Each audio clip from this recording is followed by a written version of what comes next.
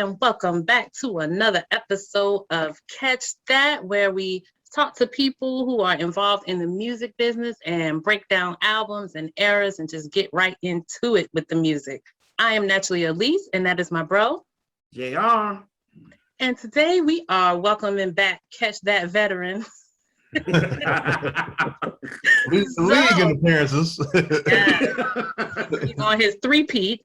Yes. His third appearance on the show, and I won't do a long intro because you've gotten to know him on the last couple episodes, but yes, you know, producer, multi-instrumentalist, and just all around great guy.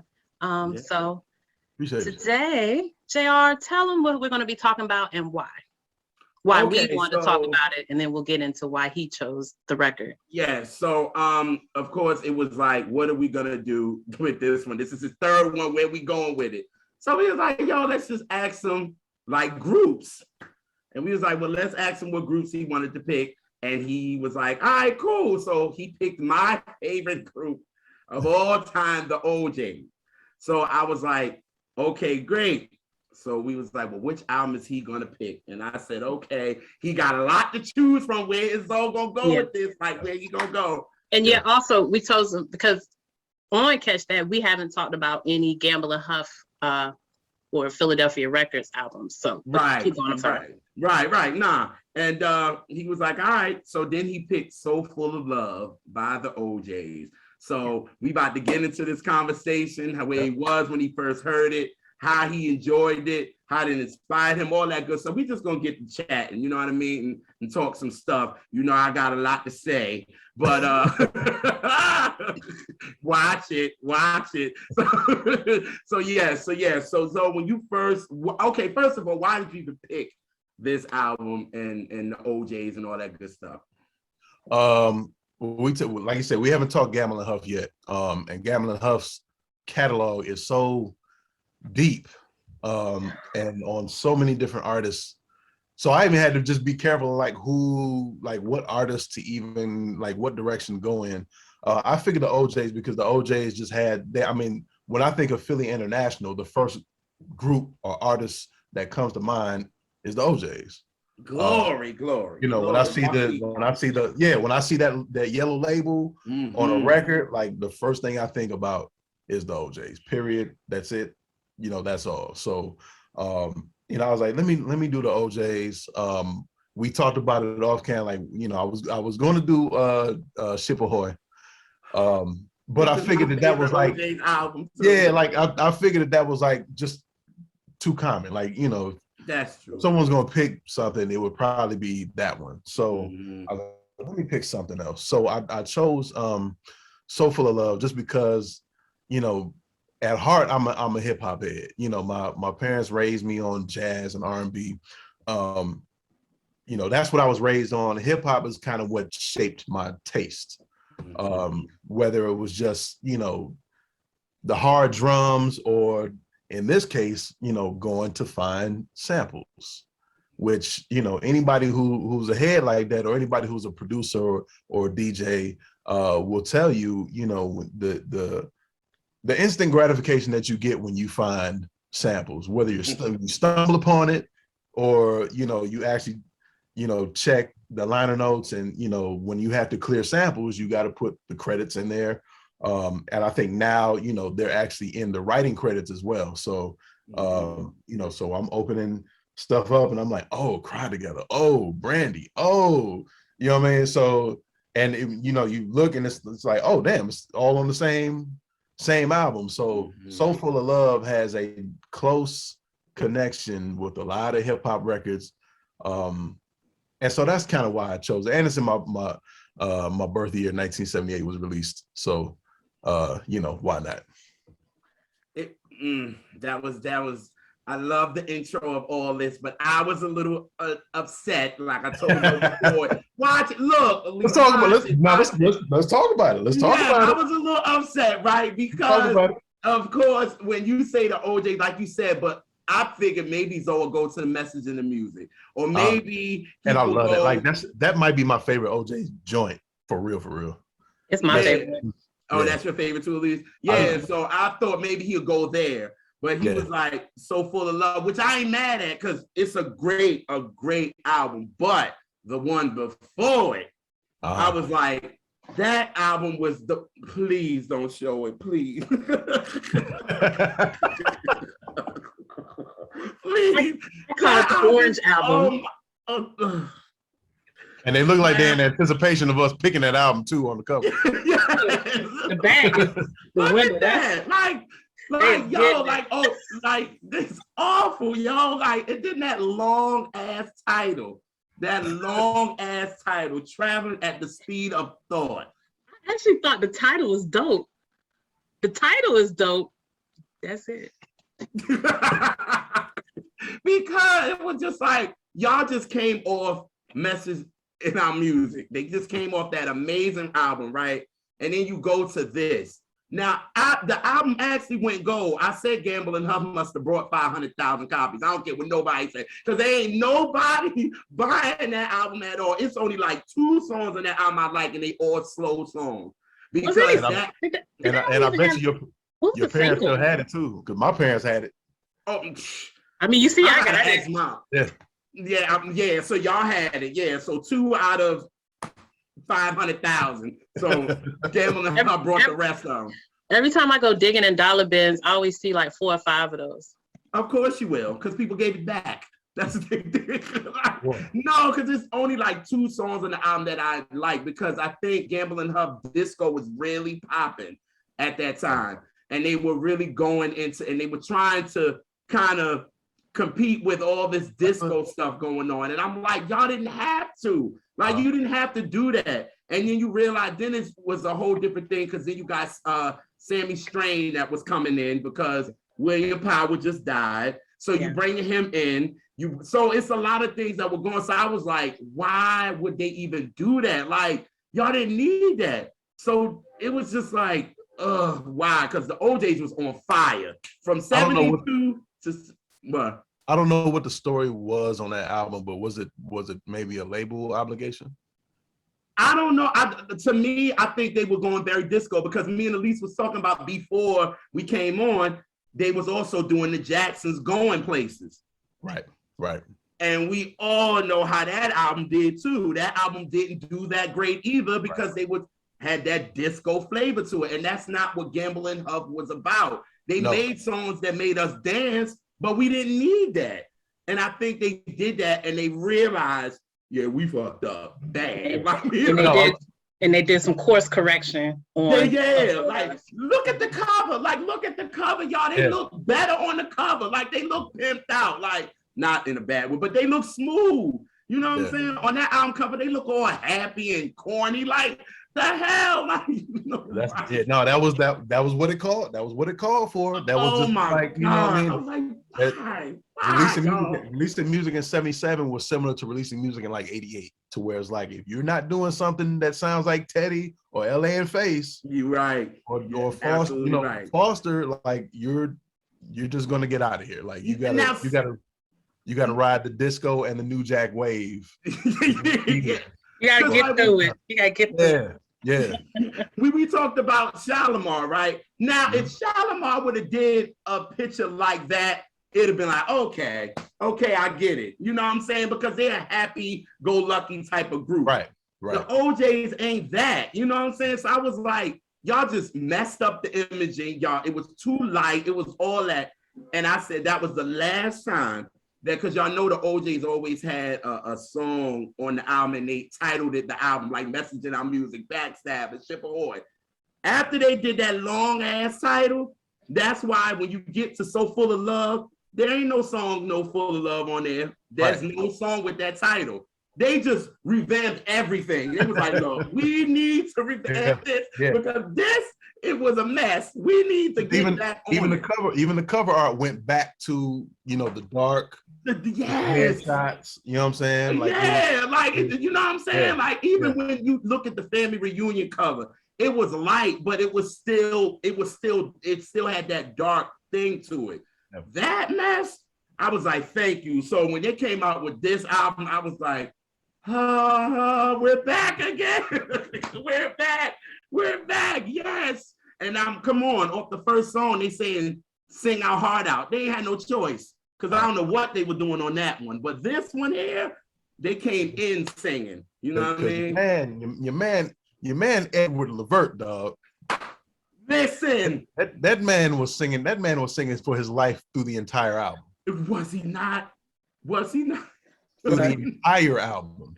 Yeah. Whole thing. He didn't let up.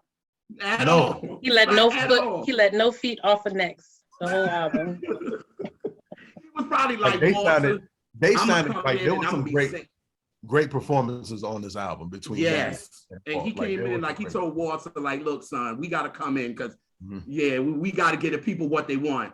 I like how they did that, but he gave people what they want, and Eddie came in singing. It was like sing your heart out. I was like, now this is what I need to hear. You know what I mean? And then of course we get the single "Used to Be My Girl," which is Elisa's favorite song. It's not. It's not my favorite song. I love the song, but it is the saltiest song on earth. Like it's so much Lowry's and adobo and all that all in there. Like Did she say adobo? No, it's not my favorite on the album, but I love that song. But but it's because it makes me laugh. It's silly but still musical to me. I'm gonna mess you up though. Okay. Now this is what we was talking about before we got on here. My musical discovery. Now, I don't know if I'm late to the game or what. Okay, so I'm listening to "Used to Be My Girl." Heard this song thousands of times before. Right. You know, never really paid attention to this. So I'm listening to it, and I'm like, comes in bass line, right? Right?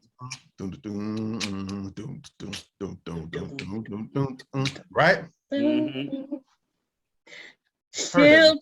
Okay, sorry. Fast forward, what about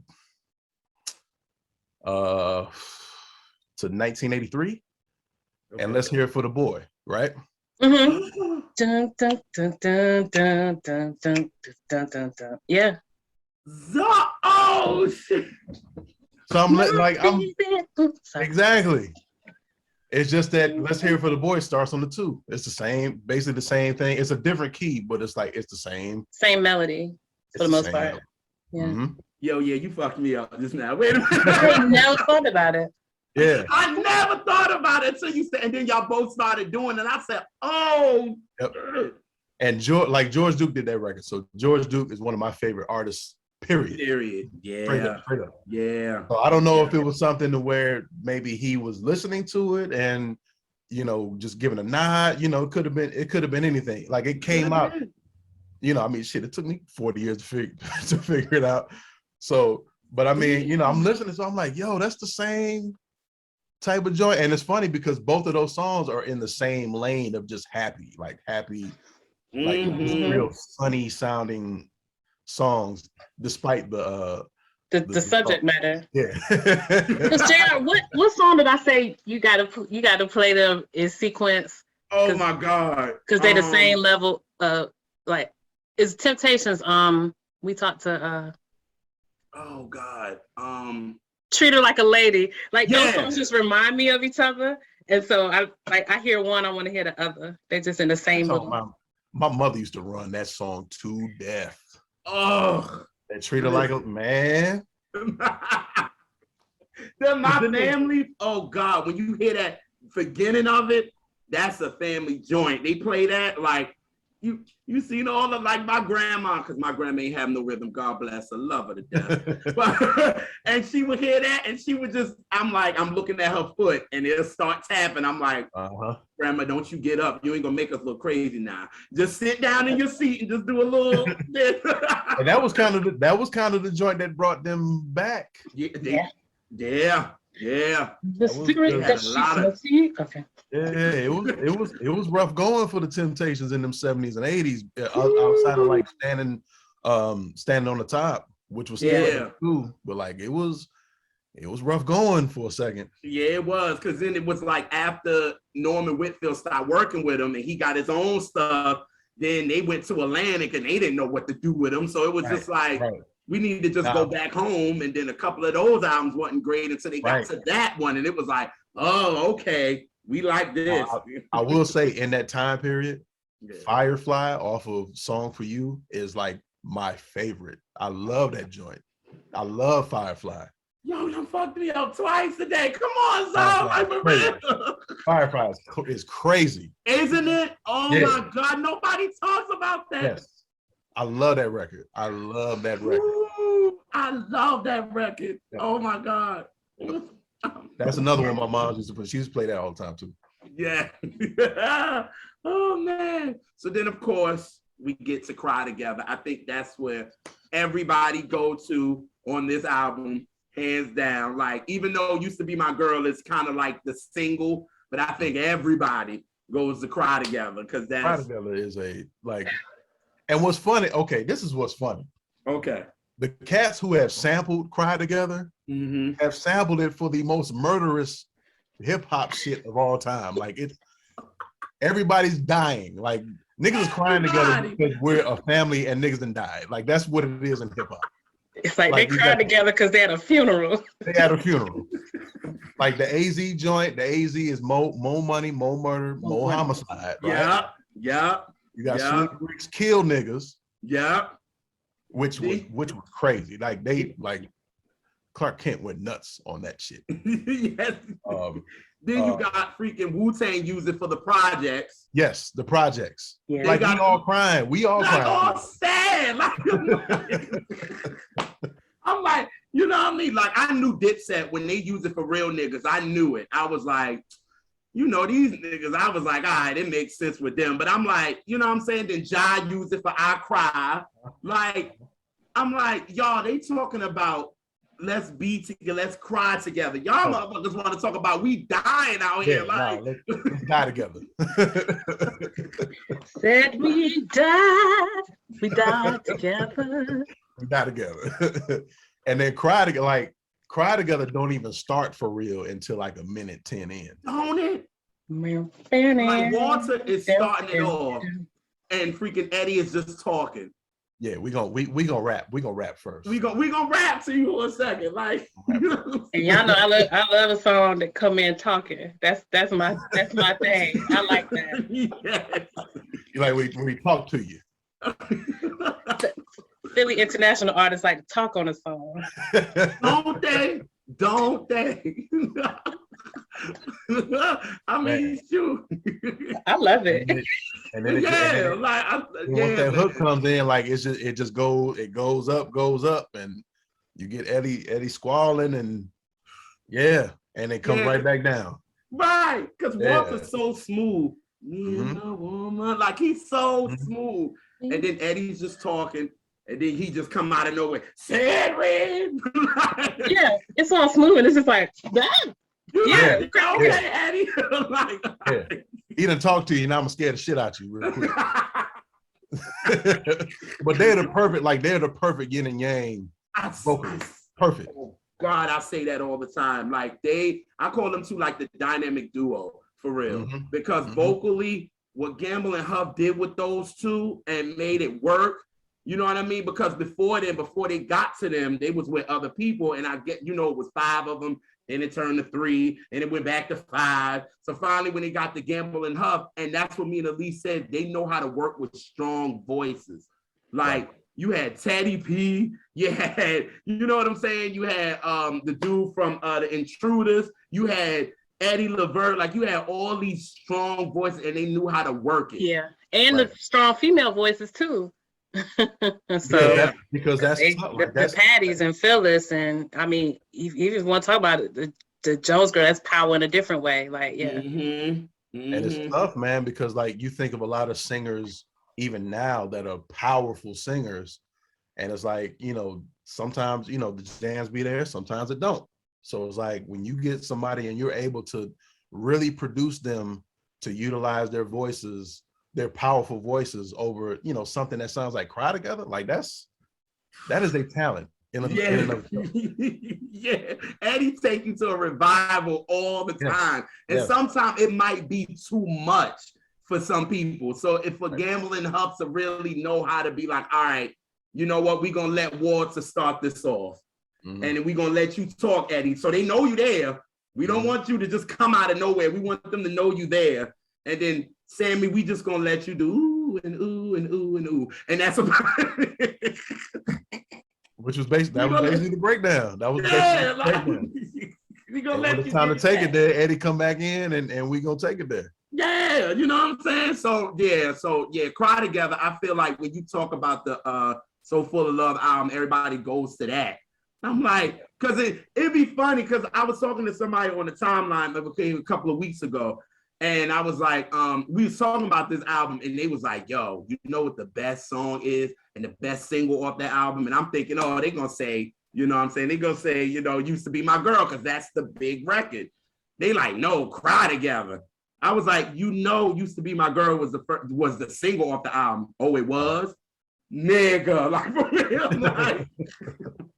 Yeah, this joint, it overshadows, especially, you know, in the light that has been given in later later years. With it's a Quiet Storm staple. I don't know if I've heard a Quiet Storm that didn't have it on there. Well, if they didn't, they whack. Because that's why I know the song. I hear the song almost every day because they always played it on a Quiet Storm. They wait, and then they wait to the middle, like, you know, Quiet Storm started about 10-ish. And you know what? The Quiet Storm here. They played the instrumental of this behind the DJ, the DJ. So when they would be talking, they played the instrumental. So this song is so at the forefront of my brain, you know? Right. And like Zoe said, they gave it so much life with everybody sampling it. You know what I mean? So it's like when you do a tribute, like when BT and them did a tribute, of course, come on, you had Johnny, your guy, Tyrese, and you have Trey Songz. And wait, I didn't mean to come out like that. Yes, you did. I didn't mean it to come out like that. I'm just over here drinking water, man. I was over here smiling. Come out like that, but when they did that and they did like Cry Together, because I think Tyrese ended up doing Cry Together, right? And it makes a lot of sense. You know what I mean? Yeah, so when people do tributes with the OJs, people don't do the hit song. You know what I mean? Because Cry Together wasn't the biggest hit, but it was huge. So people kind of, it's like you have to do, you know what I'm saying? When you do a tribute, you got to do Cry Together for real. Like, absolutely. If you don't, it's a black ass ballad. It is. Like at least that's a black ass song. Black ass ballad. Yeah. I mean, it's black just off the strength that it came in him talking. Like that made it black right there before you added any other element. That's some church stuff right there, though, because I know that's what we do in church. Like, absolutely, be talking over soft music, trying to get that time. Your testimony, yeah. Right. I got testimony, y'all. Yeah, you know what I'm saying. So then after that, it was like boom. Yeah. So then we go to This Time, Baby. Okay. Which a lot of people do not know that they had that song first.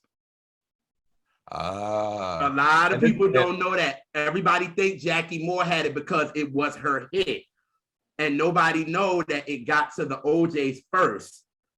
And this was the song that Tom Bell did, right? Tom Bell. Yes. Produced and arranged, yeah. He produced and arranged, yes. And this one hit kind of hard. This one hit kind of hard for Tom Bell. Like the drums hit kind of hard for a Tom Bell joint. Normally, I think of Tom just not necessarily being a drum-driven song, where this one is. Like it comes in with the drums and kind of the break, and because he let his nephew, like Leroy, his nephew is Leroy Bell, and he let him. I think he kind of let them have it because they were new, they were young, and he was like, "Yo, I see y'all got talent." Him and his was it Casey? Casey James. Okay, Casey, and they were new, so he got them a deal. And they came in and they gave him this song, and he probably was like, "Oh, I like it. Let me arrange this for y'all. Let me do something." You know what I'm saying? Because It probably was like, you know, when you new and you fresh, you think, all right, this song is great. And Tom probably was like, all right, let me do something with this. You know what I'm saying? And he gave it to the OJs. And it sounds like an OJ's record, but clearly when they gave it to Jackie Moore, it was definitely for that disco Studio 54 type of flavor, which they tried to do with Traveling at the Speed of Thought, which they should have left alone. I'm glad they still had a couple. They had a couple where they were kind of, you know, easing back. I know. But I mean, that was 78 though. Like, you really couldn't get away with it. Okay. Because I was going. Since you went there, we could talk about Strokety Stroke then. Okay. Strokety Stroke sound like it could have been taken to the next phase, part 3, to me. Really? Yes, that sound like they could have cut that on the Isleys to be on Showdown. Ooh, I never thought of that. Yeah. It sounds real Isleys. Yes. Because that's actually one of the songs I'd be like, oh no.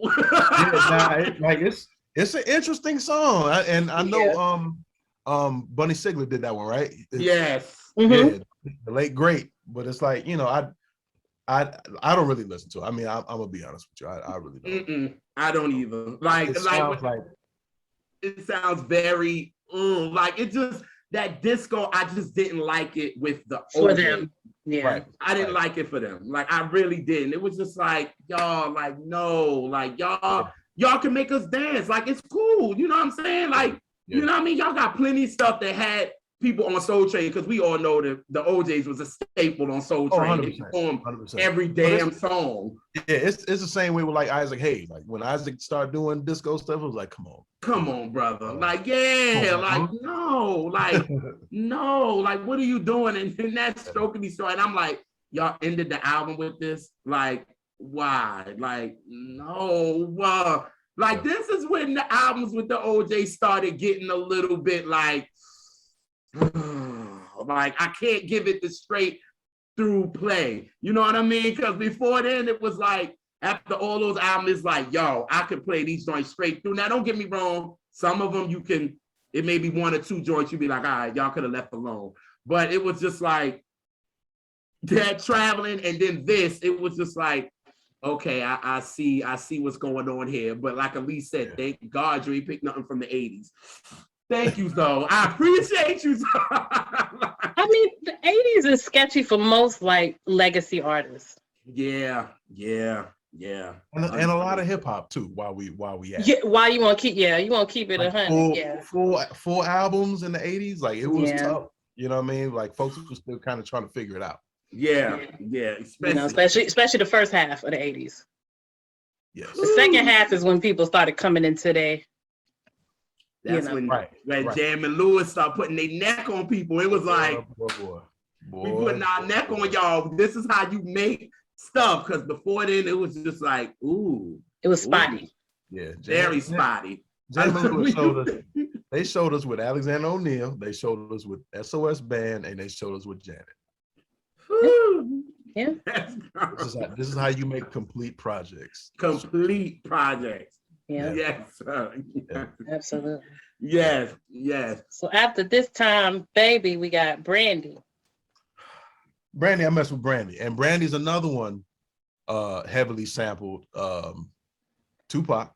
Life Goes On. Somebody made a song. I really miss my homies. Okay. I was just about to say that man Master Percy came out. Yes. I couldn't think of who it was, but I remember Percy had the jam in '97. That did an interpolation of the hook. Yes. And Brandy's another one of those very black. It's a very black song. It's very black. And it really bugged me out too, because when I loved the song when I heard it, so Mom ain't tell me nothing. So when I got older, she was like, this song is about a dog, right? I was like, what? A dog? Wow, are you serious? Everybody had that moment, because I remember my mom saying, it's about a dog, right? I'm like, yeah, like I was like, a dog, he's singing, she was like, no, his dog died. And that I was like, oh shit. So I'm thinking this song is about it. He talking about a person, and he talking about a dog. I was like, we got you know what? Ben. There was a comedian in the 90s that had a joke about it. It's like, you done called your woman a bitch and ain't even know it because about a dog. Who was that? I'm trying to remember who was that. It was on Comic View. That's all I got. Funny, man. You got Ben, Brandy, and Tron song by Thundercat, all about animals. oh, oh yes. all these rest in peace animal joints. Oh my God, man. I was just like, Mom, why'd you even tell me that? Like, I would have been fine without it, even though I probably would have ended up asking her, like, Ma, is this true? It's about a dog. She'd have been like, yeah.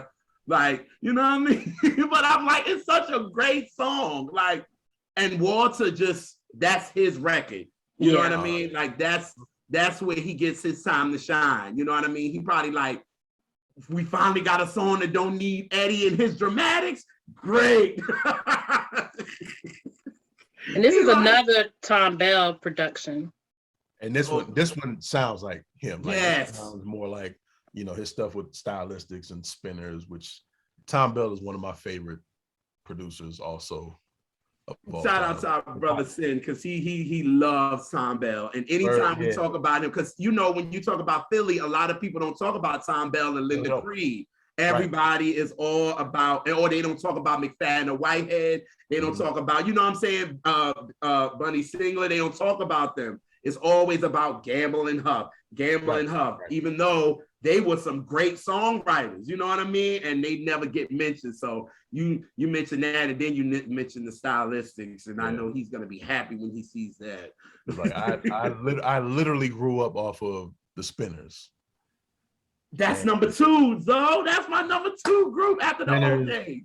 Spinners records produced by Tom Bell. I'm just like, yo, that's my childhood. Like when I think of, you know, riding in the car with my mom somewhere like to the park on Sunday, like I can literally see it and smell it. Like it's super crazy. It's all Tom Bell records. Yes. Yeah, I love the spin. I have all the Spinners records, and they got a lot of records. Yes, sir. Yes, sir. Yes, sir. Yes, sir. I love those. And they're played through. Yeah, just about all. I would say 90% of them are just let it ride. And my mom's had she had the Spin and Gold record, so the greatest hits joint. Yeah. 15 records, I think it was, and she popped it back in and just let it roll. So, and that's the one my mom would play, and then she ended up getting the CD too, because Rebound, they was like, you know how Life back then used to, or Time, you used to get them joints on the the Time Life joints. Yeah, Time Life. And my mom saw that, she was like, oh, the Spinners got their greatest hits on CD. I was like, well, what we need it for? We got the album right here. Like, what we need it? She was like, no, I want to get the CD too. And it was black, and I'll never forget, and it was Rebound. So of course they had a little basketball on it. And oh my God. And I'm like, well, I don't feel nothing because we already have it. But she was like, no, I want this, because she was like, she loves the Spinners. So she was like, I'm getting this. Oh God, the OGs and the Spinners. Man, if we would have talked about the Spinners, listen here. Oh no, we'd have had to do like 4 hours. Yeah, with them. Oh yeah, because you got to talk about with them at the Motown days, with Dad and what Stevie did for them, and this is one of my favorites. Pick it a litter. Come on, Lise. Yep, and even post Tom Bell when they brought in John Edwards and, you know, revamped it that way. Yo, they had some joints in the 80s now. Absolutely. They had some joints. They were actually the ones that did have some joints in there. They did. Yes, they did. But they didn't, because they didn't try to go too far too far from who they were. Exactly. On what we loved about them. Yeah. Because sometimes you can't concentrate on getting new fans. Sometimes you got to retain them fans you got. Message. You don't have to make the same record, but you got to be in there somewhere. And that's just I'm sure it was just really, really tough to navigate, because once you know, we talked about this before. Once, you know, folks start bringing in drum machines, and that sound just naturally became different. It's just like, who's gonna, keep up if you can. And it's like, if you're not plugged into someone who's using drum machines and you're coming out with, the same stuff, like you're going to be lost around 83, 84. Oh yeah. Oh yeah. Looking back in hindsight, it's like, damn, that really sucks. Like, damn. Because it was just coming out of that disco. You know what I mean? So it was just like, everybody was like, disco sucks and this and this. So now everybody got to find this new sound and you don't know who you're going to get it from. You know what I mean? Right. And then like we said, when we was talking about Friends and Shalimar, you had Leon that kind of knew how to rock that line. Right. You had Kashif that was coming in with them synthesizers and bringing some new stuff in. So they was getting that sound, but then you still had our older artists that like the Earth, Wind and Fire and all that. They were using those same real instrumentations, and it was music was changing. So it's like, will we really want to hear a drum machine from Earth, Wind and Fire? No, we want to hear them playing these instruments. So it was like, it sucked during that time. Like it was just awful, and I felt bad for a lot of them because it was like, nah, this ain't working.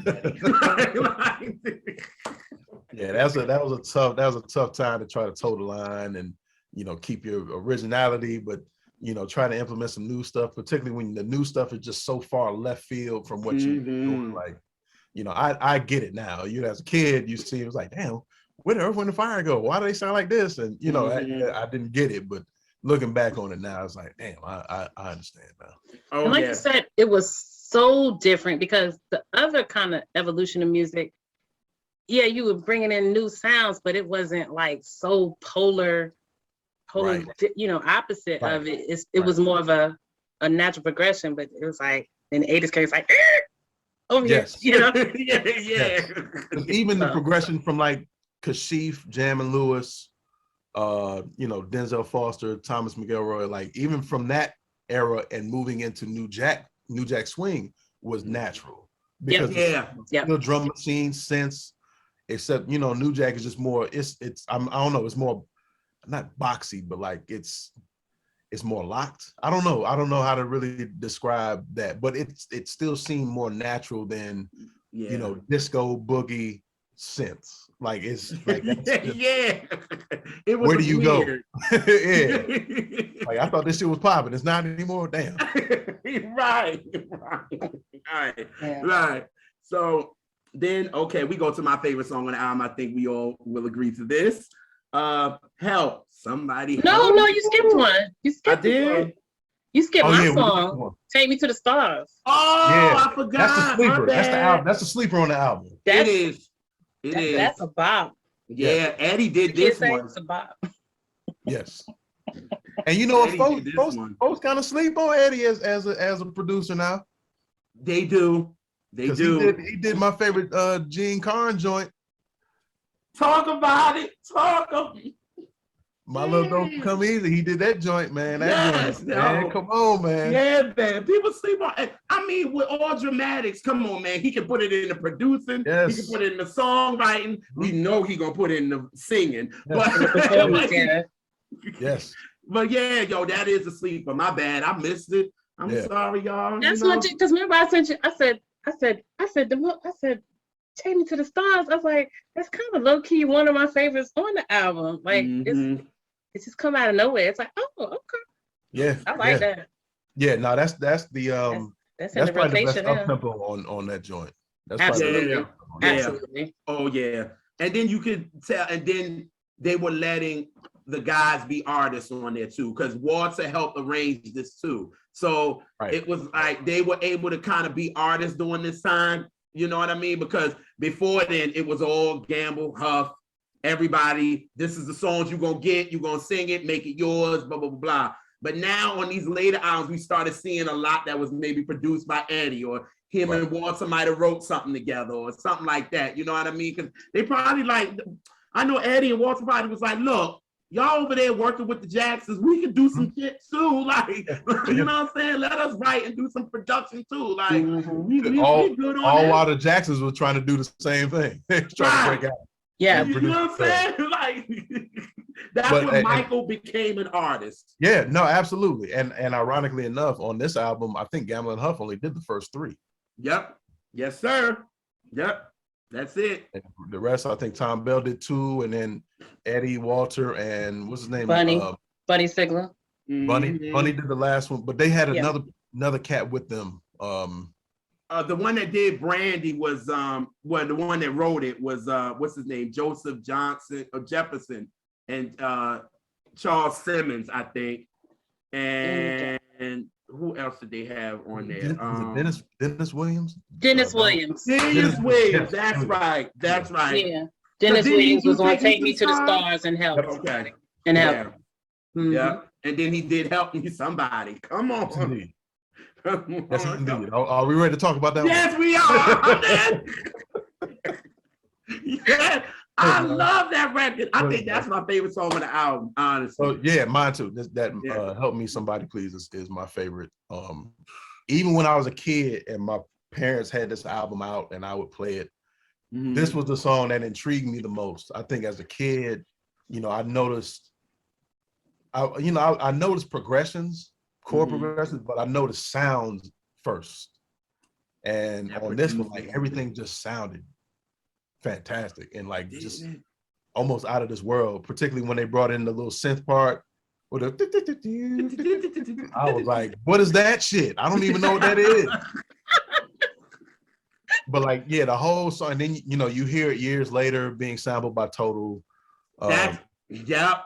Tell me, when I heard that record, the first thing I said, I know they didn't use Help. I was like, oh, because you know what I'm saying? Because a lot of people just don't, this is album joints. You know what I'm saying? Like 100%. Album cuts that 100%. People don't really mess with. I would think everybody will go to Brandy and everybody will go to Cry Together. You know what I'm saying? Which they did.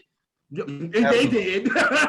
They did. But I was like, when I heard them use that, I was like, whoa. I was like, and they used it right. You know what I'm saying? They did. But, I mean, they had to. But let me know I had to get that one off. That train is never late. I'm sorry. Let me know when to look back up. At least you know I was gonna go there. I did. Every time we talk about anything about it, I was gonna go there. I had to. That's a little chat. But anyway, I ain't messing. But yo, that song is dope, man. And then to know that the guys had something to do with it. You know what I mean? Like, again, it was produced with Eddie Levert. You know what I'm saying? And the thing I like about this one that taught me as an artist, and this is something that we even implement now, is the song buildup. So you have, it comes in, it's just the intro, it's just the music, it's real, real plain, and they start the verse, it's still plain, it goes up to the hook, right? Comes back down to the verse, but then they add something else. Like you did with Talking to Myself. On the second verse, there's the guitar, and it's simple, but it's something else that's added. And then you go to the hook, and that comes back in, you come back out, and it's like something that like they, it's a little bit of a song buildup that you pay attention to, especially as an artist, where it's just like, yo, why, what differentiates the first verse from the second verse? Oh, that little guitar lick. What about the second to the third verse? Oh, this part, they add the little vocoder part. Okay, that's dope. So like as an artist and seeing that, it's like, okay, that worked for them. It's got to work for us when we do our music. You definitely do that. Yeah. Oh, you do. Yeah, like we make it a point to, make sure that, we're not just bombarding you with loops, which is, very easy that's the easy way to do it. So when I hear people like, folks ain't doing bridges no more, shit, we are. Hey, so, hello. I said that on the episode of the Foreign 5B. I said, the foreign exchange crew is y'all tripping if you don't think they are, because you said a build-up, and the first song I was thinking about is Talking to Myself. I love the beginning of that. So I swear, when y'all put that single out, I think I DM'd you already, and I lost my mind because I love the fact of how it starts. And y'all build that joint up, and I was like, add your elements. Yeah. I was like, why is this song out at midnight? I know my neighbors was pissed because I was playing this joint. I was playing this joint, and it was such a build-up, and I love how you do that on all your records, yo. Like, You don't give it to you like in one knockout punch. It's like, this is a song. Let's long game. Yeah. Like, let's ease into this. You know what I'm saying? Now we learn from the masters, man. We're taking notes from the masters. And Elise said that in a post that we put up 2 days ago, where she said, with y'all guys, y'all are real musicians, yo. Like, you could tell that y'all literally studied but y'all made it your own. You know what I mean? Like, y'all made it your own. Like, now it makes a lot of sense. I didn't think of this, but how the hell did I like help me somebody please? And then you said you like build-ups. Yeah. Why did I not think of this song? Even when, like when we used to do cover songs, like when I would do a cover song, I wouldn't just do it just to do it. I would do it to take the song apart and be able to put it back together. And while I'm putting it back together, I'm learning, like, oh shit, this is what it's here. Oh, it's 8 bars here and 16 here, or it's, they did a 6 here and then they did an 8. Like, how they do that to make, you know what I mean? Like, you're taking these songs apart and putting them back together, and then just, I'm a sponge, and at the same time. So, a song like "Help Me," I'm listening through that, but I'm like, I'm to the point now where I can't listen to music and just enjoy it. Like, I have to dissect it. No, and, me neither. This is why I can't go to sleep playing music. Like, I will be awake listening to it and trying to figure it out. Like, I have to be in complete silence and darkness to go to sleep, or else I'll be dissecting what's playing. Yeah, I can't go to sleep to music anymore either. Nope.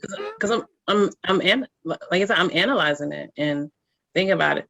I mean, think all the times I hit you up 2 or 3 in the morning. I'd be like, did you notice this about such and such a song? You damn sure do. I ain't think about that. Because mind you, at least be like, yeah, I'm about to go to sleep. I'm about to, whatever. I'm like, all right, sis, good night. And about 2 in the morning on the weekend, she'll be like, yo, did you know this song had this part in there? I'll be like, take your ass to sleep. I'll sound like me, boy, me and Fonte, look. Me and Tay will get on the phone. Like, I'll be sitting there like, especially now, because my daughter is now in middle school, so I got to get up an hour and a half earlier to take her to school. Oh. So I'm like, man, this whole last month I've been fucked up. So, so I'm like, man, I'm finally gonna get me some sleep. It's like midnight. I'm gonna take my black ass to sleep. As soon as I get ready to pull the covers back, Fonte called me, and it don't be like, it'll be just something small. He'd be like, yo, I'm sending you this joint, blood, whatever. 4 hours later, after we done talked about that, but we done went into 90s hip hop, and then we done went into early 2000 R&B, and we just breaking down. Like, we'll go, both of us be on Spotify, be like, yeah, this the song. Yeah, that's the song I wasn't really messing with, but this is a song where they kept 4 hours. And then here I am, 90 minutes of sleep, having to go pick my daughter up. Oh, God. Oh, my God. That's me and JR all the way, man. Yeah, oh, man. my God, man. Yeah, and man. I'd be like, sis, I got to get up for work in the morning. Like, don't matter. We working right now. And then, mind you, so then I'm at work, and what I'm saying, at least I don't got to go to work till later than me, because I got to be to work at like 6 in the morning or something. Yeah. So then, total opposite. I work at a bar. Right. So she going later. So then she like, hey, bro. I'm like, hey, my ass, I'm tired because of you. Even though I enjoyed it, but damn, I'm tired. At least I have to let you and take a nap. Yo, I'm gonna throw this at you. So since you talking about, I'm gonna just say it. Since you was talking about, doing how you get the songs and how you was doing the covers and all that kind of stuff, I'm gonna ask it again. I'm be shady. You gonna do I Love the 80s again? Hey, when's Abstractions coming out of vinyl? And that it looks like we out of time. Like, well, it was nice, guys. Oh, God. I was like, God, when so started talking about the covers, I was like, man, I'm gonna be petty. It's so crazy. Like, it's so crazy how that album has like stuck. Like, it's really crazy. I literally get that question probably. I know you do. I know. Probably twice a week still. I still see it up and down my timeline. Every time I see it, I just laugh. I laugh. Me too. And it's like, you know, we haven't, like, I haven't done a cover in 10 years. Like, I'm not. Like, now, at least, now, since you did this, though, at least now does it when people be like, dang, I wish the song was longer. At least was like, be like Zoe. Look, just repeat it. Play it over again.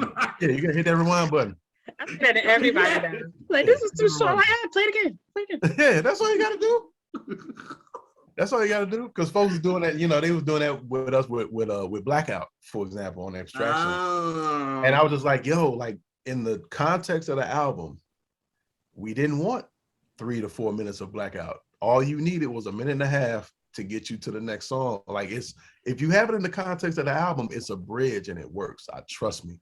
Totally, because then y'all go into the I Love the Way. So it was exactly. Because I was mad too, though. Because I remember I was like, so why is it only a minute? And you was like, check the context of it. And Yep. Like, we really want you to listen to the full project. Like, we, you know, we don't come from singles eras. Like, you could tell. Oh, absolutely. Absolutely. And then again, like, when we always talking about Voodoo, the song we love is 7 minutes long, and we still like, why is you need to be like, you can't win. I need 7 more minutes. Right. I need 14 of them things. This is true. But now I get it. Because now when I listen to it, I'm like, I see where Zoe and them went from there. You know what I mean? And then it goes right into I Love the Way. So I was like, come on, it makes sense. I get it. I might was mad for 2 days, but I get it. I get it now. Yeah. Now we are gonna do vinyl on Abstractions. It'll be out next year. But we're gonna do it right. So it'll be worth the wait. Trust. Okay. Trust. And then I laughed when you posted about that. People still had 1,000 questions and what the dust. I was like, he can't win.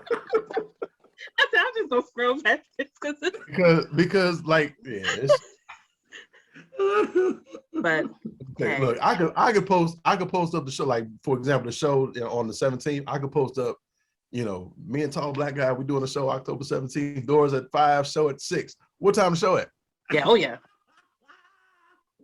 What day y'all playing? When y'all playing? What city? God damn it. You gave him all the information. Hey man, there's been so many times I've been ready to frisbee my own laptop. Yes.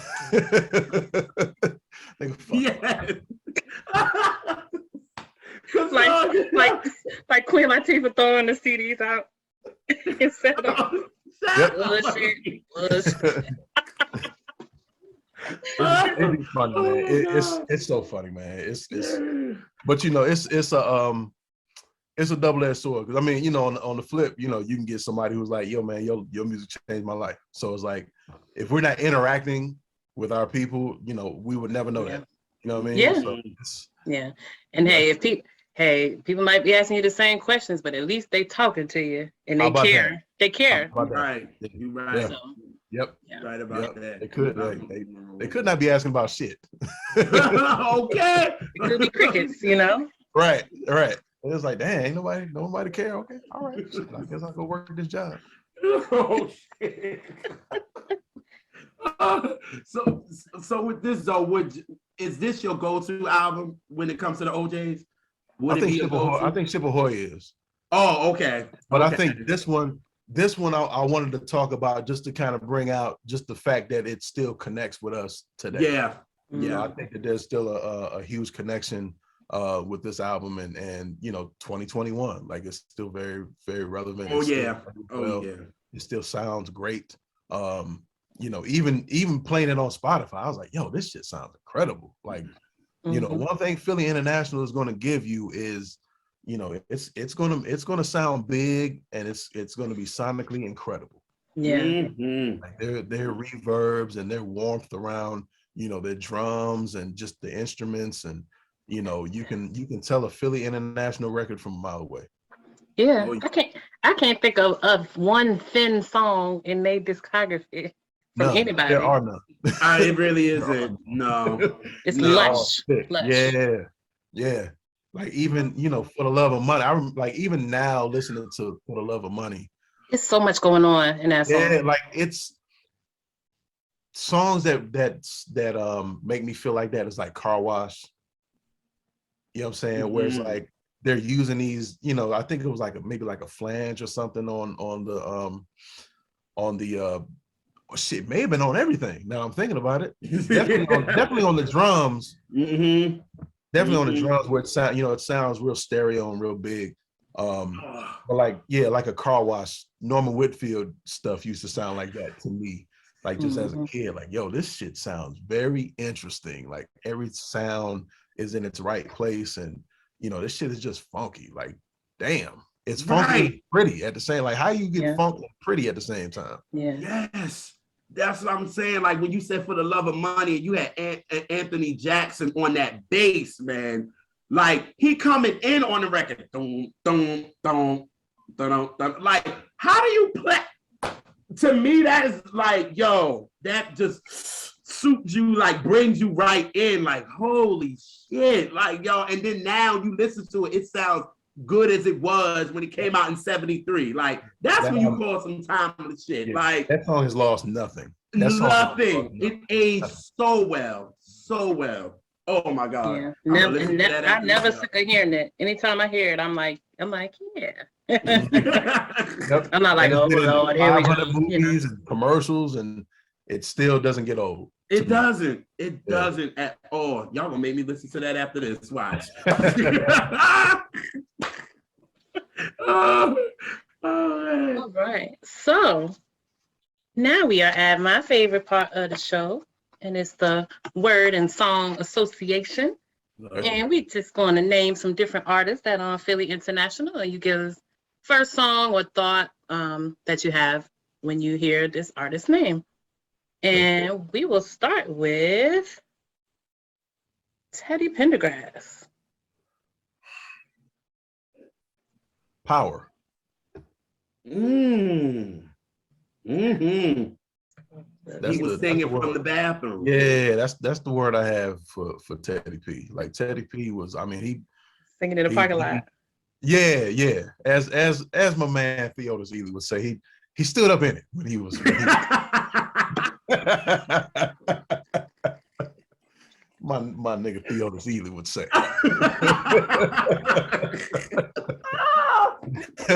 oh man, you didn't go there. So. Oh man. All right. So Jones Girls. Oh man, Nights Over Egypt. I knew you was gonna say that. Detroit Nights Over Egypt. That's those. That's it. Yep. Figured that. I knew that. Which is one of my favorite covers that you did. I love like that's one of my perfect songs. That's one of them. Nights Over Egypt is one of my perfect Absolutely. songs. Absolutely. Oh yeah. Yeah. That song it gets real I don't even think that's a perfect song subjectively. I think objectively that is a perfect song, and that's just what it is. Yes. Dang. It's not an opinion, it just is. And that's that's Dexter White. That's Dexter Wanzel, right? Mm-hmm. Yep. Mm-hmm. Man, you got all serious. Okay, sis. If somebody tell you imperfect, you fighting them, huh? Yeah, that's my cut, man. Yeah. Lou Rawls. This is I'm gonna tell you why I'm gonna pick a word, but I'm gonna tell you why this is funny afterward. Voice, deep voice. Mm-hmm. That's what I think about first. It's funny because my sister, I know she's gonna be watching. We would always joke about you'll never find another love like mine. We would always joke about that because we would hear it and like you know how who was it in was it Mike Epps? Yeah. You'll never find. We used to do that before that. So like that was like one of our songs that we would just kind of joke like, and my sister would be like, man, I ain't never heard no other Lou Rawls song except You'll Never Find. So like that's all. We were just joking about this last week, so it's hilarious. Wow. And you know, it's me, my sister, my mom. We got this chat group. We text each other every day, and we go on through and you know, mom's like, well, you know, I like Natural Man, and my sister was like, man, I ain't never heard it. I ain't never heard it. But also, you know what? Besides his vocals,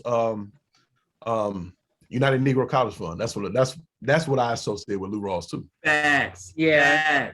Facts on that one. Oh yeah, because I'm thinking about the performance him and Smokey Robinson and Brandy did, and they did that on the Negro College Fund, and it was like he did his, Brandy did hers, and then they came in and did Slide, and it was dope. Like the way they did at the United Negro College Fund in like '96, I think. And it was dope. It was dope. They be posting that a lot with them too. So you know. I'm gonna check this out. With Lou Rawls, so me and my homeboy G, that's our song is "See You When I Get There," and it just trips us out. And when the verses just start off, "How you doing? I hope you're fine." That man was like, I just wrote a letter today. That's gonna be the first 2 bars. I know how we can start this. Yeah, dude. How you doing? How you doing? Hope you're fine. Okay. And we'll go Jackson's as far as their Gamble and Huff years. Show you the way to go. Show me the way to go. That might be, and I was thinking about it before we got on the call. That might be my favorite Gamble and Huff production. Wow. Show me the way to go. Like, show me the way to go just feels great. Like that song feels fantastic. It's very them. It's very, you know, with the string line falling right into the one, getting into the album. And then if you want the bonus, you know, check out the old clips of them performing at live where they would, you know, stop and do the crowd participation. And yeah, man. Yeah, that might be my favorite Gamble and Huff production of all time. It's tough, but I think it's definitely top 2 or 3. Oh, they ate that, man. Like when you just hear the beginning of it, you know what I'm saying? Just the beginning, and it just kind of like, yo, and it's so smooth. You know what I mean? And like you said, like I always go down a rabbit hole because Elise knows that I start looking at all live performances when they did the record, and it's like, Michael is so smooth with it, even though he had his little dramatics in it, of course, because that was Mike. Absolutely. But at the end of the day, it's just so smooth, yo. Like everything about the record is perfect. So I agree. I think "Show You the Way to Go" is the top production from Gamble. Absolutely. Real. That's one of them joints where like the verse is just as good as, like, the hook is what it needs to be, but the verse is like just about as good. Where, you know, it's like, yo, that shit, dang, they went from that to that, damn. Yeah, crazy, super crazy. Yes. All right, and last but not least, one of my favorite female vocalists, Phyllis Hyman.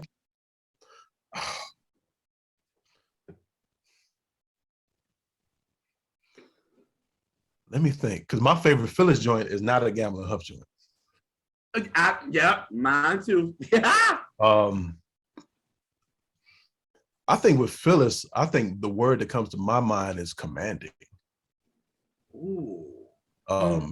You know, she knew what she wanted. Yes, it's like yes. Could sing you under the table while getting it. Yeah, just, man, she's one of the vocalists that I miss. Like I miss Phyllis, man. Like she was a powerhouse. But my joint by her is You Know How to Love Me. Like James and Tume. Oh my God. Tume and Reggie Lucas. Yes, measure for measure. I knew it. I knew that train was waiting. I knew it was waiting at the station. I knew it. But I think my favorite Phyllis song that's on Philly International is When You Get Right Down to It. Yeah. That's special. Okay. That's special. Okay. Because especially the backgrounds on it. And the backgrounds are Betty Wright. Y'all just schooled me today. I was like, another singing ass singer. come on. That song. Like it's so much going, like it's like y'all said, which is the voices we miss, like Phyllis and Betty Wright, like Mm-hmm. oh Lord. Well, now it's time to say goodbye. No, No. Girlfriend. No. I never. Yo, This might be the shortest one we did. Huh? Yeah. This might be the shortest one we've ever did. Right. Yeah. Well, it's a short album though. That's The true. other albums we did were long albums. That's Longer. yeah. Oh yeah, like Voodoo. Yeah. We still be on damn track 8. Right, and messing with Elise, we'd have probably been talking about Spanish joint again. Yeah. I ain't mad though. If you're gonna be obsessed with a song, that's a good one, you know. That's a hell of a song to be obsessed with. Yeah, man. But let folks know what you got popping, what's going on with you. Well, shoot, right now, and I don't even think I've posted this. Right now, Tall Black Guy and I are finishing up Cy Smith's album. I heard. So that's kind of the main thing. We just got finished working on Be My Fiasco's album, which I'm is so excited. On October 15th, and on the 17th, me and Tall Black Guy will be at in Timonium playing a show that y'all will be at, and that's gonna be dope. I think we probably gonna start looking for some dates maybe in 2022, maybe if it's safe to kind of do so. But yeah, other than that, yeah, we're finishing Cy's record up, and we're preparing our stuff for vinyl release with a few extra sprinkles of some stuff to make it worth it, make it worth the while. I'm so excited about the side record because oh man, yeah, JR let you know I guess as close as you can be to a stand, that's me about side. Yes. She the one to do it. She the one to do it. Side wakes up in key, so it's like yes. I'm always excited when she talks to me on the timeline.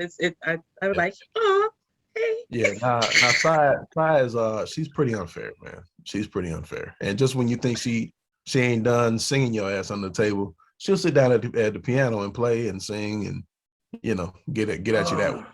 Yeah. And when she's done doing that, then she'll write you a joint at the same time. You know what I mean? Yeah. So JR, you got to come to Durham in December because Sai is gonna be performing in Durham this December, like the 5th or the 6th. Yeah. Okay, so we'll have to go see her. You know, Chris Body. Yeah.